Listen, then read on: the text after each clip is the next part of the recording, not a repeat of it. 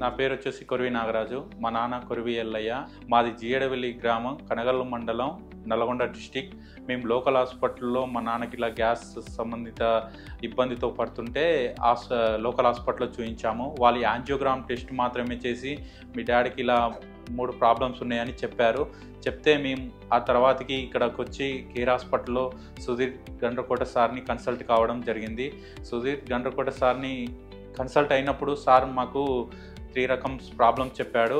మీకు ఒకటి wall replacement, ఒకటి బైపాస్ సర్జరీ అవసరం పడుతుంది, వాల్ మీద చిన్నపాటి ఇన్ఫెక్షన్ ఉంది, ప్లస్ దీంతోపాటు హార్ట్ పంపింగ్ రేటు కూడా 25% ఉంది. మీ నాన్నకి ఇలా ఇబ్బంది ఉందని మాకు ఎక్స్ప్లెయిన్ చేశాడు. తర్వాతకి మేము చాలా కంగారు పడిపోయాం. లేదు, దీనికి 100% సుధీర్ గండ్రకోట సార్ మాకు చాలా కాన్ఫిడెన్షియల్గా ఉండి మాకు చాలా చేశాడు.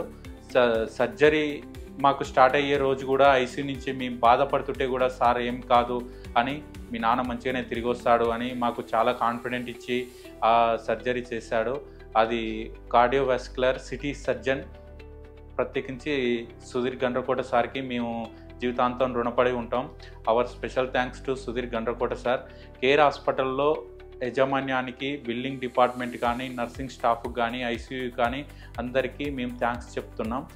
మేము కేర్ హాస్పిటల్లోకి వచ్చినాం, మాకు వైద్యం నయమైంది. మా నాన్నకి అంతా ఇప్పుడు ఓకే. విజిటింగ్ కూడా వచ్చినప్పుడు సుధీర్ సార్ చాలా మంచిగా రిసీవ్ చేసుకొని ఏం చేస్తున్నాడు, ఏమేమి తింటున్నాడు, డైట్ కూడా మెయింటైన్ చేస్తున్నాడా అవన్నీ అడిగి మమ్మల్ని సొంత నాన్నలాగా ట్రీట్ చేయడం జరుగుతుంది.